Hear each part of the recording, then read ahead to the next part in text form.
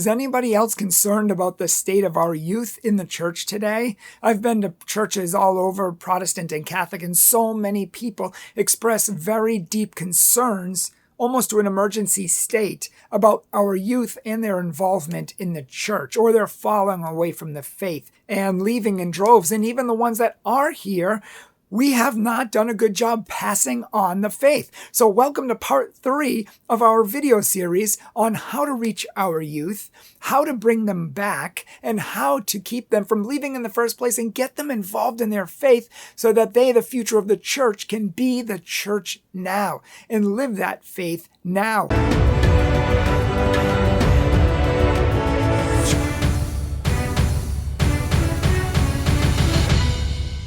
I recently spoke to 100 teens and I asked them all the same questions. What is confirmation? These were confirmation students. I asked them, who was the first pope? What is the Trinity? Certain simple foundational questions, and not a single student could tell me what confirmation was out of the 100.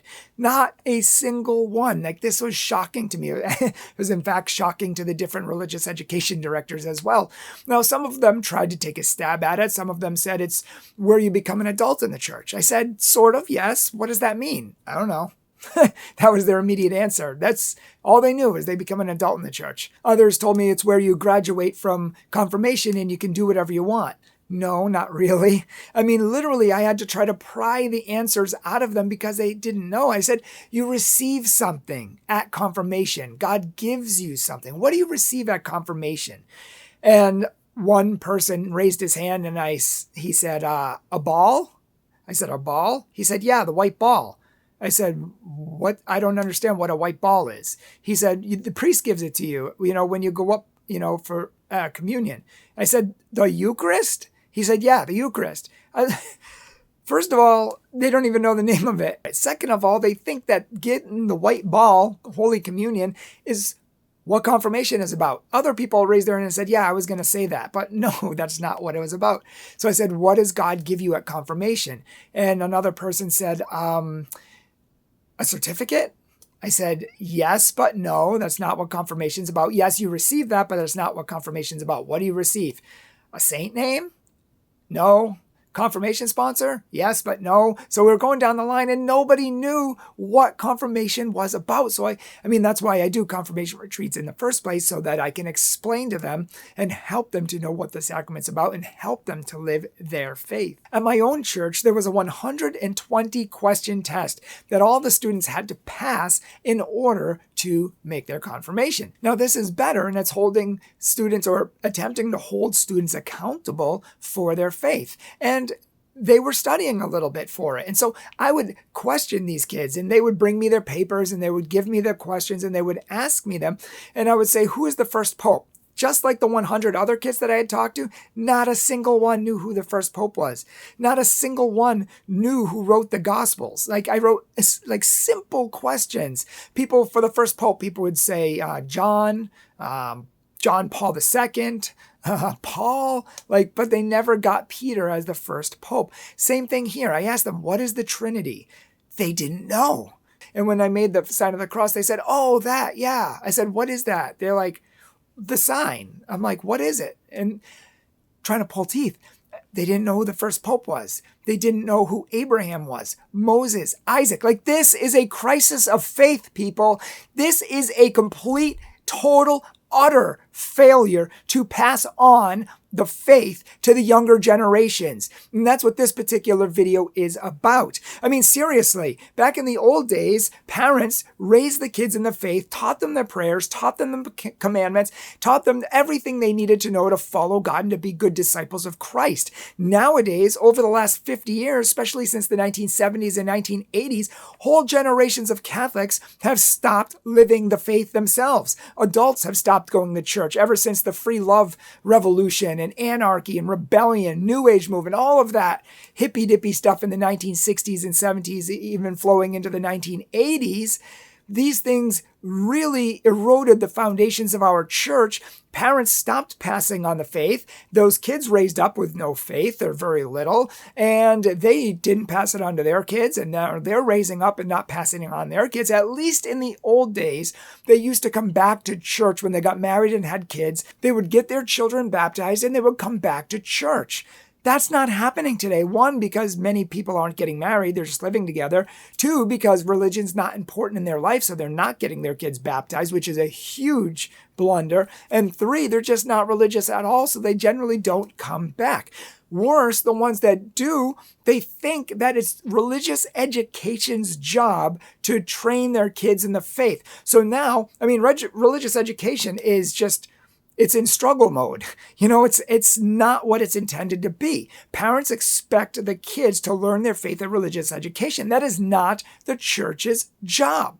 It is the parents' job. The parents have always, for 2,000 years, been the primary educators of our children. And the church would help supplement that education, but it would never replace that education. Now, the parents think that the church replaces their job, and they don't do anything. Even parents might even drop kids off at church and then go to the laundry or the gym or the store while the kids are praying, and they don't do anything. As we've said in other videos, it's not going to take them long to realize that it's not important in your life, which means it's not important in theirs either. And so these parents haven't been training their kids. My 3-year-old, I may have said this in the last video, but my 3-year-old knows the Our Father, the Hail Mary, and the Glory Be fluently in 2 different languages. She can say them by herself or with us. She knows the parts of the Mass, and she's 3. I work with teens who don't know any one of those prayers in its entirety.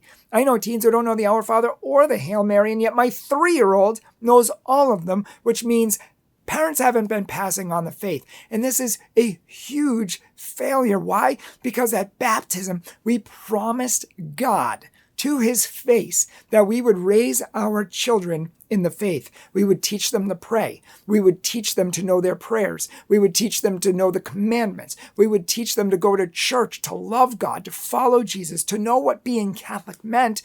And you promised God that. You will be held responsible on Judgment Day for that. Your eternal security might be at stake if you didn't, because Jesus himself, and these are scary words, but Jesus himself says that if you lead even one of these little ones astray, away from me, it would be better for you to tie a huge rock, throw yourself into the ocean, than to have ever been born in the first place. Jesus said, if you even lead one of these children, I know little kids who sing Highway to Hell by AC/DC. They know all the disgusting lyrics of rappers or Britney Spears, and they don't know the first things about church. They know the things about the world because the parents have raised them with the world.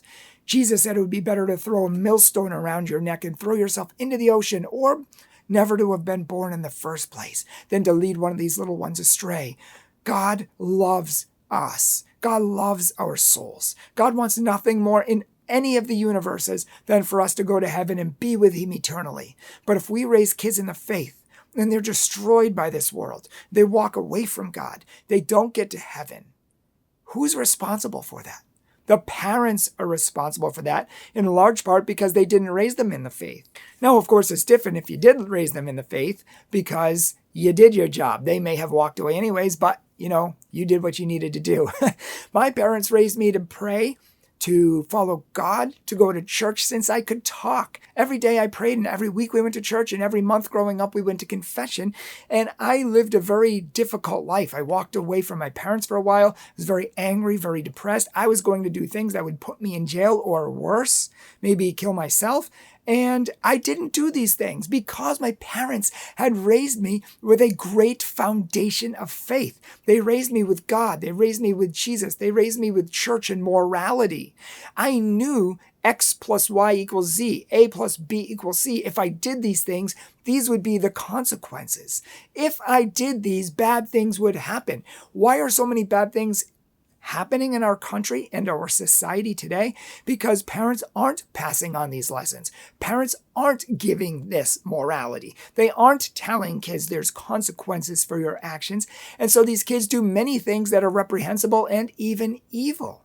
When I was going through the hardest times of my life, my parents and their advice and their giving me the faith was the best thing that they could ever do for me. And in fact, it's the best thing you could ever give your children.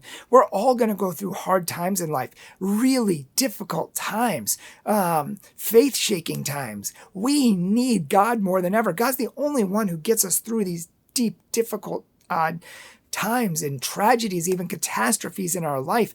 And it's our job to raise our kids with that faith, with that foundation. We are the primary educators of our children. And I've been having religious education programs. They've been calling me and having me give talks to the parents so that they could know how to raise their kids in the faith, why it's important, what it looks like on a practical level. It's just a little smidget I'm giving you here in this video. But now parents are being educated, whole families are being educated on why it's important to pass on the faith. If you've ever seen the movie Sister Act, there's like 10 people in the church at the beginning. Many of our churches look like that today, especially up here in the Northeast. In my diocese alone, we went from 217 churches to about 112. And in 5 years, I heard we're going down to 75 because people aren't living the faith. They are not passing it on. They're not living for God. They're living for the world. And it's a huge problem, people.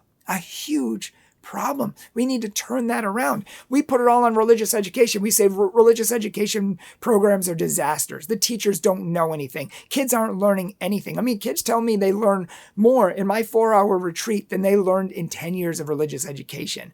Why should they learn a lot there? Their parents have taught them from a young age that religion is not important. It's boring. It's the worst thing you could do with your life. On the priority scale, it's at the bottom. So why should they be interested, even if they have good teachers? Even if their religious education director is good and they have a great program, many of these kids are still bored out of their minds because it's not the job of religious education to teach our kids. We are supposed to teach our kids and they are supposed to supplement. But we've turned that around and we wonder why religious education programs don't work because they get it once a week for 1 hour and then they don't think about it again for the rest of the week. And then they come back and retain nothing. I tell the parents when I speak to them at churches, can you imagine sending your kids to school 1 hour a week? Not 1 hour a day, 1 hour a week. And during that 1 hour, they take attendance, they wait for everyone to show up, and all said and done, they have a good 40 minutes to learn math a week.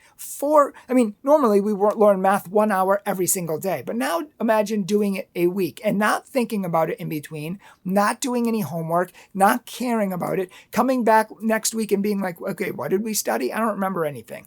That's basically what religious education has become in many places because it's not important in people's lives. It's only an hour. What's an hour going to do? An hour is supposed to supplement what parents already do, not be the primary source of religious education for children or anybody else. So if we're going to keep this system, which doesn't really work, we need to revamp it. And I know many churches are working to revamp it, and they're working to work with the parents and teach the parents and the youth all like a family-style catechesis. Others are doing one thing, others are doing another, but some steps are being made to try to amend that and help it to work better. But what really needs to work better is that we need to get the parents teaching their kids again. Failure to pass on the faith is a failure to have a future generations of our church. Failure to pass on the faith is failure to have future generations of our church. We need parents to step up. We need parents to catch the fire and pass it on to their kids. And many parents feel embarrassed. And they tell me this, that they don't know anything. They've only come back to the faith recently. I'm like, I don't know anything. I totally failed in my duties to raise my kids in the faith. How can I preach to them when I didn't live it myself? And they have all these good concerns and questions, and they wonder what they can do. And so I help them to start learning the faith themselves because you can't give what you don't have. If you don't have a prayer life, you can't teach your kids to pray. If you don't know the commandments and you don't know your faith, you can't teach it to your kids. If you don't have a relationship with God, you can't give that to your children or to anyone else for that matter. So everything starts with you, parents, older generation. If we want to help the younger generation and have a church for future generations, then we need to do that. And a lot of times parents slacked. And the only thing I ever hear from teens when I give confirmation retreats or Catholic school retreats is, oh, my grandmother was really religious. That's why I'm even partway in the church, is because she taught me. Why are we relying on grandparents to do this? It's our job. not the job of anyone else but the parents. And I want to challenge you, if you don't know how to do that, watch our videos on our Catholic Truth YouTube channel or download a podcast. Listen to one a day or every other day. We also have countless articles if you prefer to read on our website, catholictruth.org. We also write books. We have a book called Why Do You Believe in God? It's the basic fundamentals of the faith. Why God? Why Jesus? How do we know he's even real? How do we know miracles really happen? How do we know that the Bible's even true? How do we know this stuff's not even made up? How do we know anything? Well, we explain it in this book, Why Do You Believe in God? You can find it on Amazon, Barnes & Noble, on our website, and different places like that. I would challenge you, please, to start reading books. We have a whole video on our Catholic Truth YouTube channel called The Best Books for Beginners to start learning your faith. So you can look that up and get some ideas. Look up, did Adam and Eve have belly buttons? Or did Jesus have a last name? These are good questions. These are books that have 200 questions written for teens to give them the answers. So not only buy one for your teen, buy one for yourself, or buy it for your teen, but you read it first. But together you'll learn the faith. You give the kids the best thing that you could ever give them in this life, and that is a college education.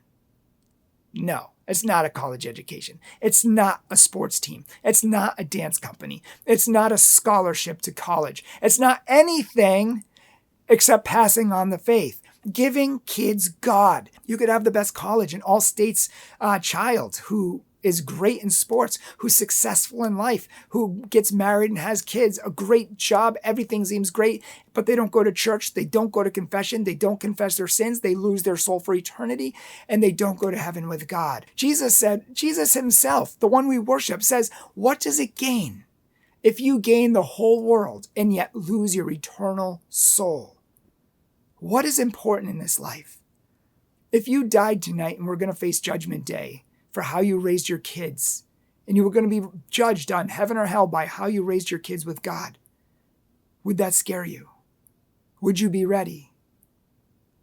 Many would say yes. Many would say no. Many would say, but there is no There's no in between. Jesus says you're hot or you're cold. You're on my side or you're not. There is no in between. The fence is of the devil. If you're on the fence, if you're in the middle, Jesus says, it's on the devil's side. You're all in or you're not. And I want to challenge you to become all in. That's why we exist here at Catholic Truth in the first place, to help educate parents, to help educate teens, adults, everybody in the faith, whether you've been faithful or not, whether you love your faith or not, whether you have gone to church every week or whether you haven't been in 20 years, it doesn't matter. We've helped people go back to confession after 40 years, and it's changed their life because that's what we want to do here at Catholic Truth. We want to help you to know your faith, love your faith, live your faith, and even be able to defend it and explain it to others. And we do that through a whole variety of different ways. So check out our videos, our podcast, our blogs and articles on our website. If you would like us to come to your parish and give a retreat, please do so. We would be happy to come to your parish. And of course, if you would like to support our ministry and help us to continue growing and reaching more people, you can see that down below, and you can follow us on social media down below for daily inspiration. But this is not a condemnation. It's a call. It's an emergency call. Like, I'm letting everybody know, I'm challenging people. Even if you haven't done the right thing, you still can. It's never too late to start over. Our God is a God of second chances. Our God is a God who never lets us fail because he can't fail, and he can let us start over no matter how much we have failed. He's the one who can write straight with our crooked lines. He's the one who can make all things right. He's the one who can supply what we lack. He's the one who can make a plan B where we messed up the plan A. We erased the road. We burned the bridge. Well, he can make one out of thin air. Run to him. Run to him in prayer. Start praying today. Lord, how can I guide my kids? How can I have a relationship with you? Run to learning your faith, loving your faith, having that relationship, and your life will change for the better. We owe it to our kids to give them the best thing of their entire life, the best thing, and that is God, the only thing that matters, the only thing that's going to last after this life passes, after the stars and the trees and the moon and the buildings and our jobs, everything fades away. There is only one thing: eternity, heaven or hell, God or Satan, and we're going to come in to the room with both of them at the end of time, on Judgment Day. Anyway, I ramble on, but I want to thank you all for listening, and I'll be praying for all of you. If you ever have any questions, we have a link below in the description section. Feel free to message us here at Catholic Truth. Ask questions. We can help you. We can guide you. We can lead you in many of the struggles that you are struggling with. So thank you, and God bless. Hi everyone, my name is Kate. I'm the video editor here at Catholic Truth, and I just wanted to say on behalf of all of us, thank you so much for taking some time to watch our videos and learn more about your faith. You guys really make this channel possible, and we truly appreciate you being here. So thanks again, and God bless.